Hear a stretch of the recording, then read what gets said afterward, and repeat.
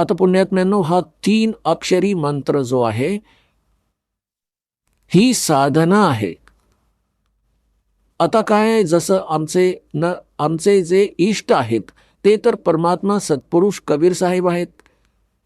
आमचे इष्टदेव, अनंत कोटी ब्रह्मांडांचे रचनाहार, कुळाचे मालक हे कबीर साहेब, कबीर देव, कबीर परमेश्वरजी आहेत, जे बनारसमध्ये काशी शहरात एका वेंकराची भूमिका करत तत्वज्ञानाचा प्रचार करत आपल्या समर्थतेचं प्रमाण देऊन सशरीर आले होते, सशरीर निघून गेले होते.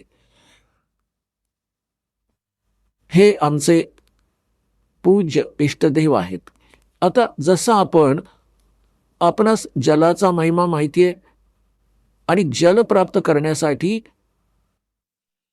आपणास जी काही साधनं घ्यावी लागतील, जी साधना करू ती तर मजुरी आहे, ती साधना आहे.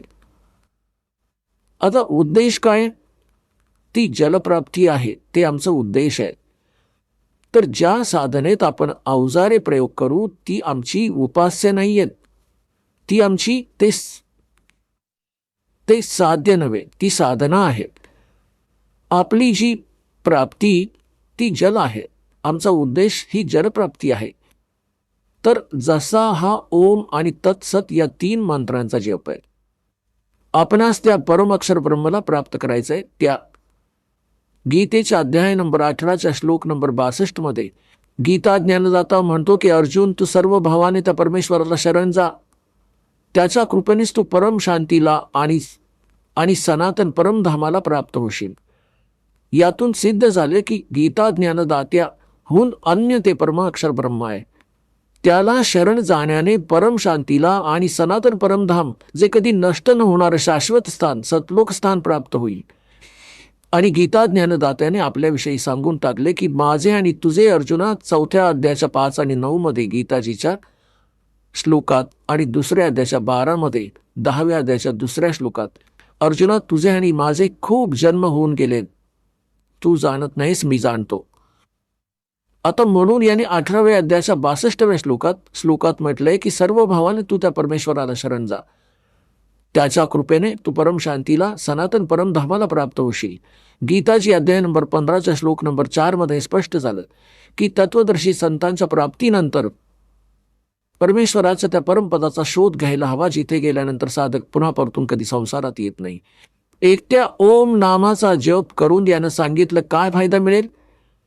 8व्या अध्यायाच्या 13व्या श्लोकात की याचं स्मरण करशील तर परम गतीला प्राप्त होशील. ओम नामाने मिळणारी त्या श्री देवी भागवतात आणि 8व्या अध्यायाच्या 13व्या श्लोकात श्रीमद भगवद्गीतेत स्पष्ट केलं की तो ब्रह्मलोकात जाईल. तिथे ब्रह्मची साधना आहे आणि तिथे गेलेले प्राणीही परतून येतात, जन्ममृत्यू होत राहतो. आता ती साधना कोणती आहे ज्याने परम अक्षर ब्रह्मची प्राप्ती होईल, सर्व शाश्वत स्थान प्राप्त होईल, जिथे गेल्यानंतर पुन्हा कधी परतून येणार नाहीत. ती साधना आहे जी दास तुम्हाला देतो आणि त्याचा संकेत या पवित्र सद्ग्रंथांमध्ये आपल्याला दाखवला. आता 17व्या अध्यायाच्या 23व्या श्लोकात श्रीमद भगवद्गीतेत 3 मंत्र सांगितले. ओम तत् सत. ओम आणि तत् या 2 अक्षरांचं मिळून एक सतनाम बनतं. ओम तर सार्वजनिक आहे, तत् हा सांकेतिक आहे. परमात्म्याने म्हटलं होतं की आपण जे मूळ ज्ञान आहे ते अजून गुप्त ठेवलंय आणि जोपर्यंत या मधल्या पिढीची वेळ येत नाही तोवर आपण त्याला सार्वजनिक करणार नाही. नाहीतर हे कालाच्या द्वारा चालवल्या जाणाऱ्या पंथांचे पंथी या गुरूंच्या हाती लागला हा मंत्र, तर तेही 30 नामं द्यायला लागतील आणि मग ते अधिकारी नसतील आणि मग माझ्याशी कोणी परिचित नाही होऊ शकणार. अधिकाऱ्याविना प्राप्त या नामाचा, या नामप्राप्तीचाही काही लाभ नाही. अनधिकाऱ्याकडून प्राप्त करून जप करणं व्यर्थ आहे. तर म्हणून हे गुप्त ठेवलं होतं. आता हा 2 अक्षरी मंत्र आहे. यात एक तत् आहे, एक ओम आहे. हा दोन अक्षरी मंत्र सतनाम आहे. आता याचं किती काम आहे? जसं आम्हाला जलप्राप्ती करायची आहे तर बोर केली जाते हँडपंप लावण्यासाठी. जलप्राप्ती करण्यासाठी जमिनीतून हँडपंप लावावा लागतो. हँडपंप आमचा पूज्य नाहीये, ती तर साधनं आहे, हत्यार आहे, अवजार आहे, जलप्राप्तीचं इन्स्ट्रुमेंट आहे. तर हा ओम तत्सत जो मंत्र आहे हा इन्स्ट्रुमेंट आहे, हे अवजार आहे त्या सतलोकात जाण्याचं, ते सत्पुरुष प्राप्तीचं. तर हे आमचं पूज्य नव्हे, हे मंत्र आमचे पूज्य नव्हेत आणि हे वाईटही नाहीत, कारण यामुळे आम्हाला भगवान मिळेल, आम्हाला जल मिळेल.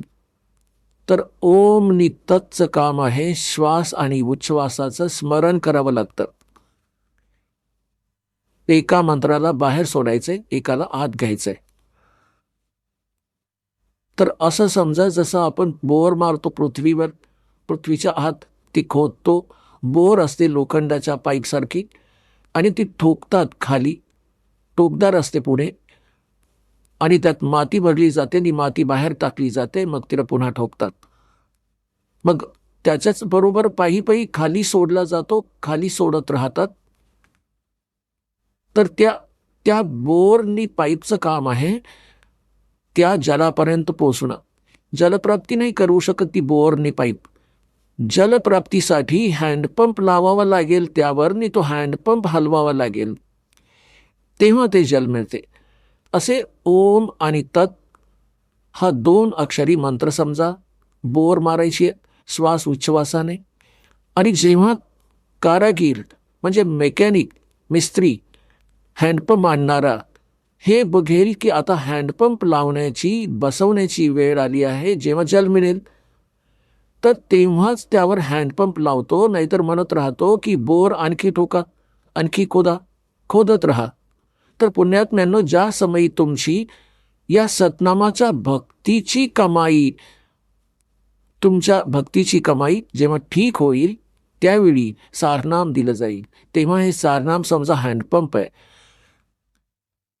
आणि हँडपंपचंही मग स्मरण करायचं आहे, त्याची मजुरी करायची आहे, त्याची साधना करायची आहे, तेव्हा हे जल मिळेल. तर हे तिन्ही मंत्र, आदिनामही म्हणतात सारनामाला, आदिनाम, आणि सतनाम म्हणतात 2 अक्षरांचं, एक ओम आणि एक तत्. तर या तिन्ही मंत्रांच्या साधनेने आपल्याला परमात्मा मिळेल. आपण ऐकत होता जगद्गुरु तत्वदर्शी संत रामपालजी महाराज यांचे मंगल प्रवचन, ज्यांच्या शुभ आशीर्वादाने संपूर्ण विश्वामध्ये 500 पेक्षा जास्त नामदीक्षा केंद्र आहेत, जिथे निशुल्क नामदीक्षा दिली जाते.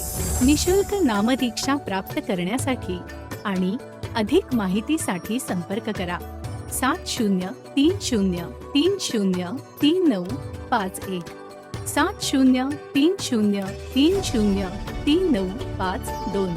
अद्वितीय आध्यात्मिक ज्ञान वाचण्यासाठी, पाहण्यासाठी आणि ऐकण्यासाठी संत रामपालजी महाराज ॲप अवश्य डाउनलोड करा किंवा आमची वेबसाईट www.jagadgururampalji.org वर विजिट करा.